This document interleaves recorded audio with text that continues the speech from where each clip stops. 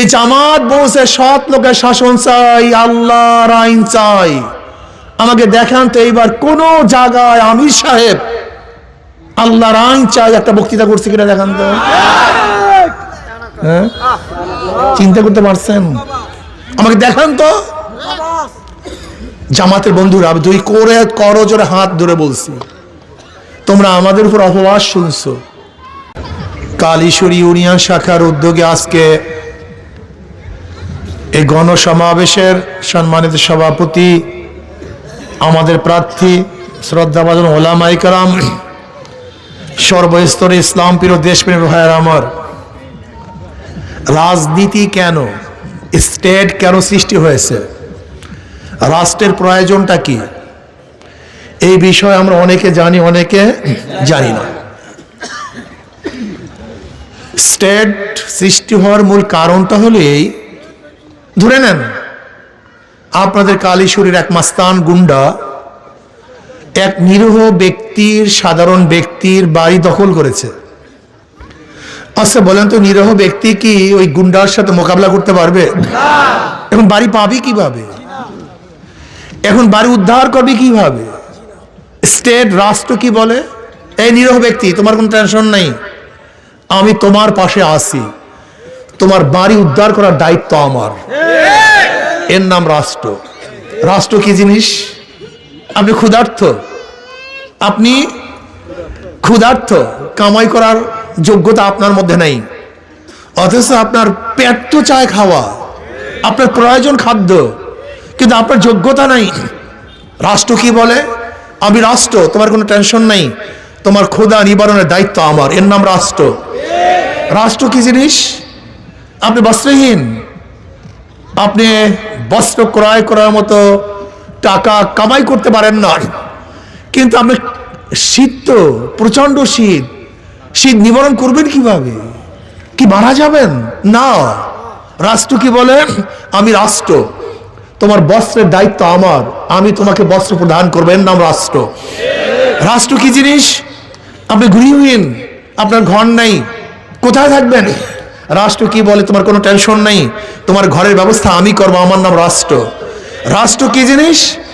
আপনি চিকিৎসাহীন, ধুকে ধুকে মরছেন, টাকা নাই চিকিৎসার, রাষ্ট্র কি বলে? তোমার কোনো টেনশন নেই, আমি রাষ্ট্র, তোমার চিকিৎসার ব্যবস্থা আমি করব। এর নাম রাষ্ট্র। এই জন্য দেখেন না, মেডিকেলগুলোতে মাত্র ফি কত? 5 টাকা, সেখানে সম্পূর্ণ কিন্তু ফ্রি চিকিৎসার ব্যবস্থা। যদিও আমাদের রাষ্ট্রের কাঠামো ঠিক না থাকার কারণে আমি পারছি না, সেটা ভিন্ন কথা, সেটা ভিন্ন আলাপ। রাষ্ট্র কি জিনিস? আপনার সন্তান মেধাবী, কিন্তু অর্থের অভাবে উচ্চ শিক্ষায় শিক্ষিত পারছে না, রাষ্ট্র বলে আমি তোমার পাশে আছি, তোমার সন্তানকে উচ্চ শিক্ষায় শিক্ষিত করার দায়িত্ব আমার, আমি রাষ্ট্র। রাষ্ট্র কি জিনিস? রাষ্ট্র, তুমি মিথ্যা কেসে পড়ছো, তোমার অর্থ নাই, আমি রাষ্ট্র, তোমার কেস থেকে তোমাকে উত্তরণের দায়িত্ব আমার, আমি রাষ্ট্র। রাষ্ট্র কি জিনিস? রাষ্ট্র কি? রাষ্ট্র কত চমৎকার এক জিনিস। রাষ্ট্র বলতেছে তুমি হাঁটবা, চলবা, ভাঙ্গা রাস্তা, তুমি রাস্তায় চলতে পারো না, আমি রাষ্ট্র, এ রাস্তা মেরামত করার দায়িত্ব আমার, তুমি সুন্দর মতো রাস্তায় চলতে পারবা, সে আমি দায়িত্ব পালন করব। রাষ্ট্র কি জিনিস? তুমি ঘুমাবা, দরজা খুলে ঘুমাবা, আমার পুলিশ তোমাকে পাহারা দিবে, আমি রাষ্ট্র। তুমি ঘুমাবা, তোমার সমস্ত নিরাপত্তার দায়িত্ব আমার, এর নাম রাষ্ট্র। কিন্তু এখন রাষ্ট্রটা কি বলেন তো? তোমাকে জুলুম করার দায়িত্ব আমার, আমার নাম রাষ্ট্র। তোমাকে অত্যাচার করার দায়িত্ব আমার নাম রাষ্ট্র। তোমাকে জেলে ঢুকিয়ে দেওয়ার দায়িত্ব আমার নাম রাষ্ট্র। তোমাকে খুন করার দায়িত্ব আমার নাম রাষ্ট্র। তোমার সুন্দরী মেয়েকে ধর্ষণ করার দায়িত্ব আমার নাম রাষ্ট্র। আমি কে? আমি রাষ্ট্র। এই বিদেশ থেকে, আমার দেশ থেকে বিদেশে টাকা পাচার করার দায়িত্ব আমার নাম রাষ্ট্র। আমি রাষ্ট্র কি? আমি রাষ্ট্র। আয়না ঘরে তোমাকে ধুকে ধুকে মারার দায়িত্ব আমি গ্রহণ করলাম, আমার নাম রাষ্ট্র। আমি কি? তোমাকে গুম করার দায়িত্ব আমি নিলাম, আমার নাম রাষ্ট্র। না, এর নাম রাষ্ট্র না, এটা রাষ্ট্র না, এটা রাষ্ট্রের নামে কলঙ্ক, এটা রাজনীতির নামে কলঙ্ক। রাজনীতি কি? রাজনীতি রাজার নীতি। রাষ্ট্রের বড় পথকে বলা হয় রাজপথ, হাঁসের বড় হাঁসকে বলা হয় রাজহাঁস, নীতির সর্বশ্রেষ্ঠ নীতিকে বলা হয় রাজনীতি। সর্বশ্রেষ্ঠ নীতি যদি রাজনীতি হয়, এখানে চোরদের কাজটা কি? এখানে ডাকাতদের কাজটা কি? এখানে গুন্ডাদের কাজটা কি? এখানে খুনিদের কাজটা কি? এটা ভালো লোকের কাজ। এখানে গুন্ডাদের কোনো কাজ নেই, ডাকাতদের কোনো কাজ নেই। এখানে কাজ হলো আলেমদের, চরিত্রবান ব্যক্তিদের। তা বলতে পারেন যে ঘটনা কি? দেখেন, ঘরের মধ্যে যদি মালিক না থাকে সেখানে সাপ বিচ্ছু বাসা বাঁধে। মালিক যদি জমিনে না যায় সেখানে জঙ্গল হয়। আবার মালিক যদি ঘরে যায় সেখান থেকে সাপ বিচ্ছু পালাতে বাধ্য হয়। যদি আবার মালিক জমির মধ্যে যায় সেখানে আবার সুন্দর ফসল ফলে। ঠিক ভালো লোকগুলি ঘরের মধ্যে ছিল, আমি রাষ্ট্রের কাজ করতাম না বিদায়ী এখানে চোর, গুন্ডা, বদমাশ, ডাকাত, বেনাম্বারেরা দখল করে ফেলেছে। এটা ভালো মানুষদেরকে বের হতে হবে। কোথায় সেই ভালো মানুষ? কোথায় আবু বকর? কোথায় ওমর? কোথায় ওসমান? কোথায় আলী? কোথায় খালিদ বিন ওয়ালিদ? তোমরা আসো, রাষ্ট্রকে গঠন করো। ফজলুল করিম তুমি কোথায়? সৈয়দ ইসহাক তুমি কোথায়? তুমি আবারও আসো, এই রাষ্ট্রকে মেরামত করো, এই রাষ্ট্রকে কন্ট্রোল করো। এটা ধ্বংস হয়ে গেছে। আজকে মানুষ বলতে মানুষ নেই।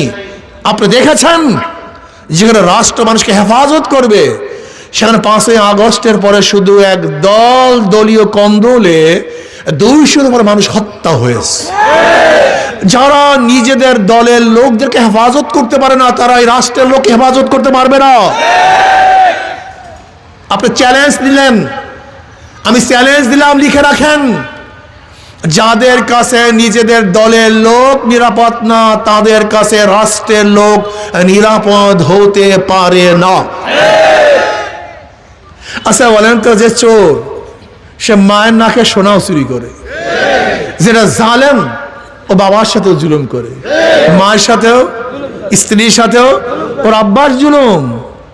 কিন্তু যে ব্যক্তি চোর না, সে শত্রুর টাকাও চুরি করতে পারে না। যে জালেম না, সে শত্রুর সাথে জুলুম করতে পারে না। আমি বিশ্বাস করি আমার মাওলানা সে চোর না, আব্দুল মালিক আনোয়ারিও চোর না, ও শত্রুর টাকাও চুরি করতে পারবে না। ও জালেম না, ও শত্রুর উপর জুলুম করতে পারবে না। এ আমার বাবারা, আপনাদেরকে শীতে ধরছে নাকি? আমি আর কিছু কথা বলবো নাকি? খারাপ লাগতেছে নাকি আপনাদের? দেখেন দেশটা স্বাধীন হয়েছে কেন? 70 নির্বাচনে এই আওয়ামী লীগের লোকেরা ভালো মতো শুনবেন, বিএনপির লোকেরা ভালো মতো কানের মধ্যে একটু খোসা দিয়ে কানটা ফাঁক করেন, কানটা সাফ করেন, শোনার চেষ্টা করেন। 70 নির্বাচনে আওয়ামী লীগ এককভাবে 160-এর উপরে নির্বাচিত হয়েছিল, সংখ্যাগরিষ্ঠ অর্জন করেছিল।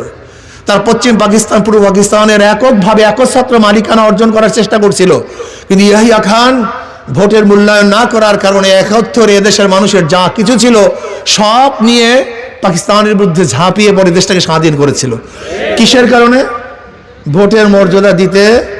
এখন তো দেশ স্বাধীন হয়েছে, 72 সংবিধান রচিত হয়েছে, 73-এ আওয়ামী লীগের অধীনে একটা নির্বাচন হয়েছিল। জানেন সেই নির্বাচনে আওয়ামী লীগ কত সিট পেয়েছিল? 293 সিট। কত সিট? সেই নির্বাচন ছিল 55 নির্বাচন। এই যে মুশতাক সাহেবের বাড়ি কিন্তু দাউদকান্দি, কুমিল্লা দাউদকান্দি।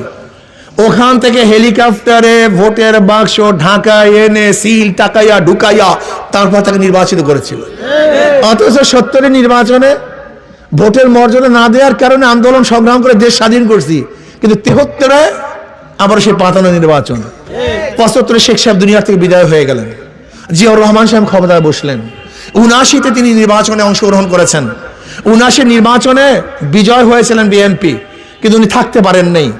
81-তে আবার নির্বাচন হয়েছিল, সত্তার সাহেব সেখানে নির্বাচনে প্রেসিডেন্ট হয়েছিলেন, কিন্তু এরশাদ সাহেব ধাক্কা দিয়ে বের করে দিয়েছেন।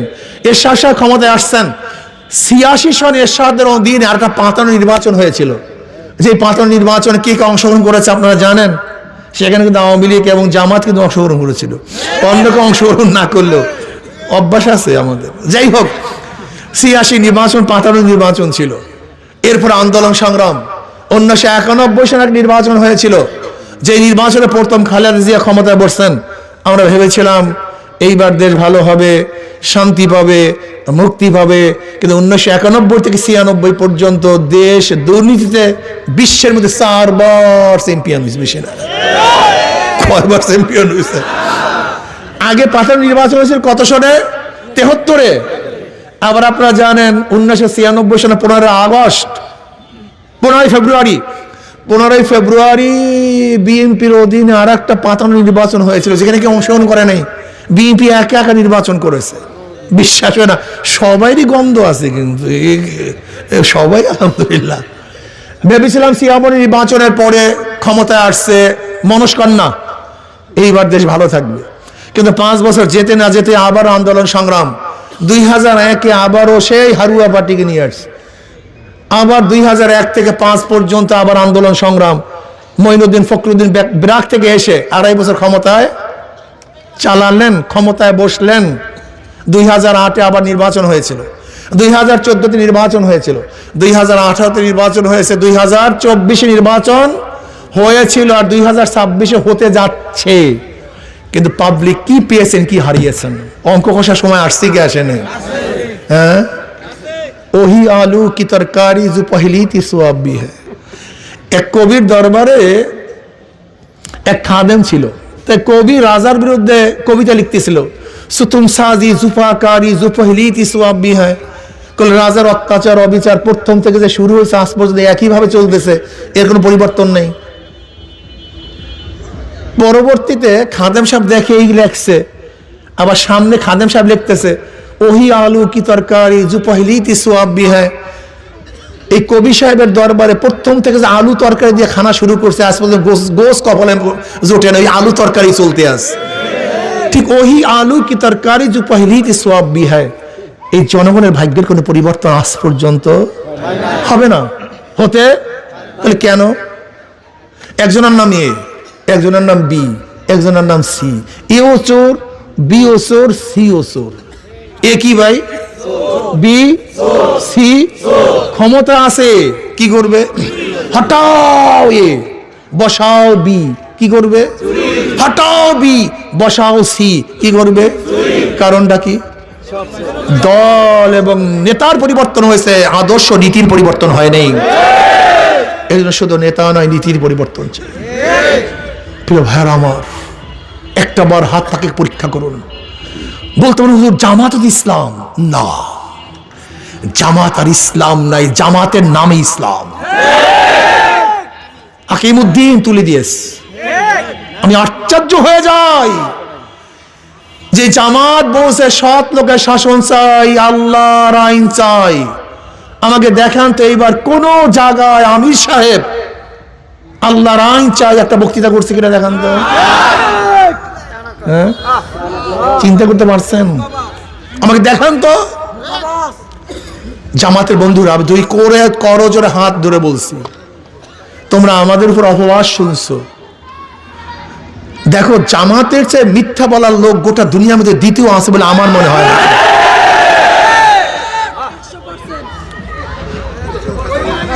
বলতে পার কেন? আচ্ছা বলো তো, যখন আমরা জোটে ছিলাম, নির্বাচনের জোটে ছিলাম, এখনো সিট ভাগ হয়। যখনই নমিনেশন পেপার সাবমিট করছে, প্রত্যেক জায়গায় প্রত্যেক প্রার্থী বলছে আমরা পাইছি এখানে, প্রত্যেক জায়গায়, অথচ ভাগই হয় নাই, তাহলে আমরা পাইছি। এরকম ঢাকা কাঁচা মিথ্যা বলার লোক গোটা দুনিয়াতে আছে বলে আমার জানা নেই। এই দেখবে এখন কি বলছে, 400 কোটি টাকা চরমনে হুজুররা বিএনপি থেকে পাইয়া তারপরে এই করছে। তার মানে আমরা যখন 400 কোটি টাকা লেনদেন করছি, তাদের একজন লোক ছিল, কি কথা কয় না, বা চেকটা সে দেখছে। আপনি তাদেরকে বলেন ভাই যে লেনদেন করছে ছবিটা দেখান, যেহেতু আপনি ছিলেন, অথবা যে চেকে লেনদেন রয়েছে চেকের নাম্বারটা দেন। আল্লাহ আমাদেরকে মাফ করে দেন। শোনেন, আমি স্পষ্ট বলছি, ভালো মতো লিখে রাখেন।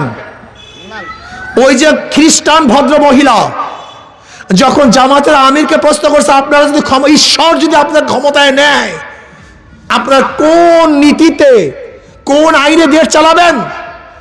তখন স্পষ্ট বলছে যে আমরা শরিয়া ভিত্তিতে দেশ চালাবো না, প্রচলিত নিয়মে দেশ চালাবো। এবং ব্যাখ্যাকারী স্পষ্ট বলছে যে হ্যাঁ, আমির সাহেব বলেছেন আমরা প্রচলিত আইনে দেশ পরিচালনা করব। যদি প্রচলিত নিয়মেই দেশ পরিচালিত করি, তাহলে আওয়ামী লীগ দোষটা কি করছে? বিএনপির দোষটা কি? এই যে মাসুদ সাহেব আপনাদের এলাকা, সেদিকে এক জায়গায় বলছিলাম, আমি বলছিলাম মাসুদ সাহেব ফখরুদ্দিন সাহেবের একটা বক্তব্যকে খুব সুন্দরভাবে প্রোটেক্ট করেছিলেন যে শরিয়াকে বিশ্বাস করি না, বেঈমান হয়ে যায়। কিন্তু এখনো তো আপনি শরিয়া অনুযায়ী দেশ চালাবেন না, এখন আপনি বলেন আপনি কি হবেন? এই প্রশ্ন আপনার কাছে, আপনার কাছে। প্রিয় ভাইরা আমার, আমি বুঝি না জামাতের আমির সাহেব এক জায়গায় দেখলাম যে পুরুষ বন্ধুরা যান, মহিলা বন্ধুরা আসেন, আমরা বৈষম্য দূর করব।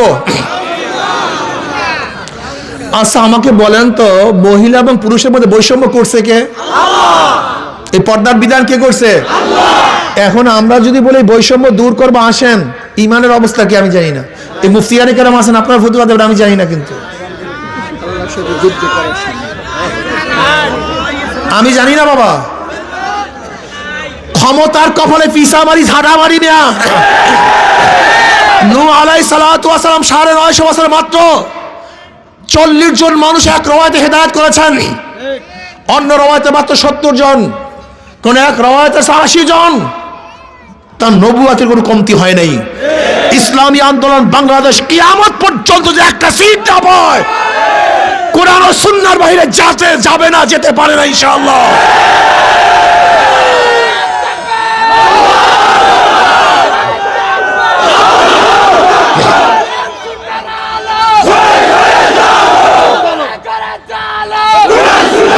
ভাইরা আমার, আপনি দেখেন জামাতের সে আগের বক্তৃতা, এখন বর্তমানে বক্তৃতা। জামাতের আমির সাহেবের উপরে একজন মহিলা ঝেপে পড়ছে, তিনি তাকেও জড়িয়ে নিয়েছেন। শোনেন জামাতের ভাবারা, শোনেন, এই অবজ্ঞা কারোর সাথে করা হয় না।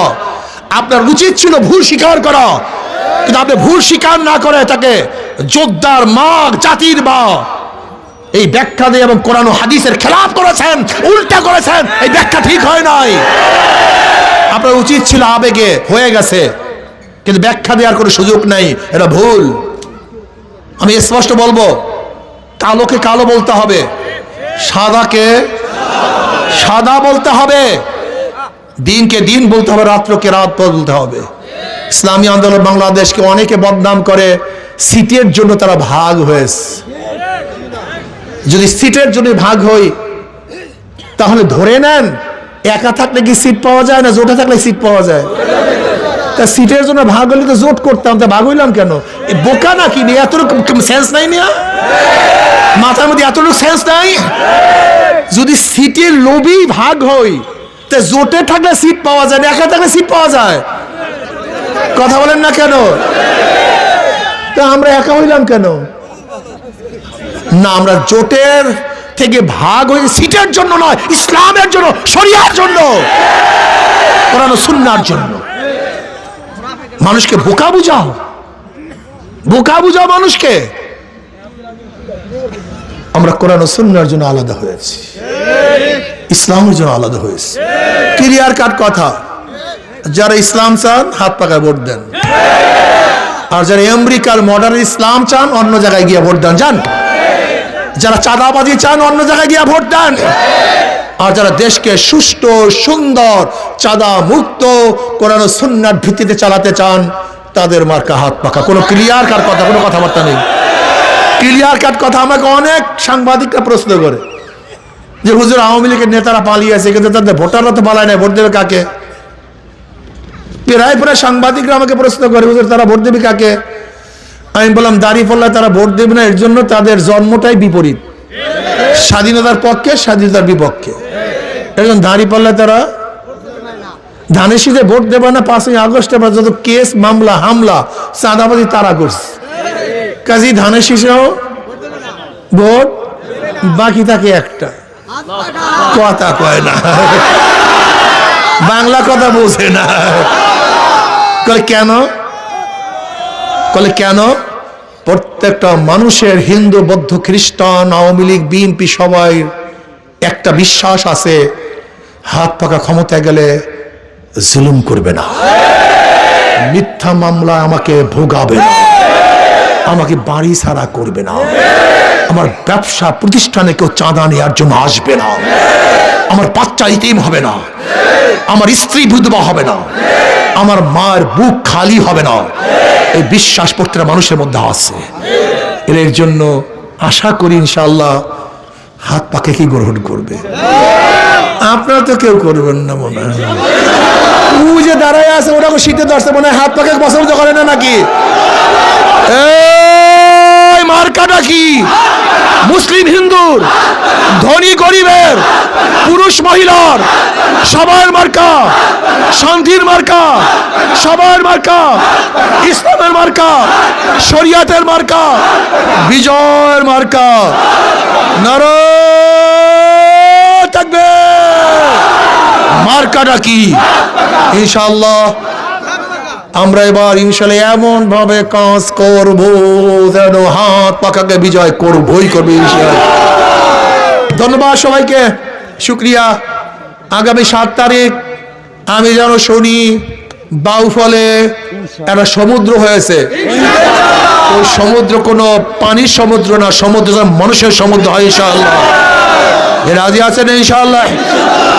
আর একটা কথা, অনেকের মধ্যে ধোকায় পড়ছেন, জোটে ছিলাম ইসলামী আন্দোলন ওইটা করছে সেইটা সব ইসলামের জন্য করছে, ইসলামের জন্য ছিল, ইসলাম নাই সেখানে নাই। কথা ক্লিয়ার? কি কথা ঠিক আছে ইনশাআল্লাহ? আল্লাহুম্মা আমিন। রব্বানা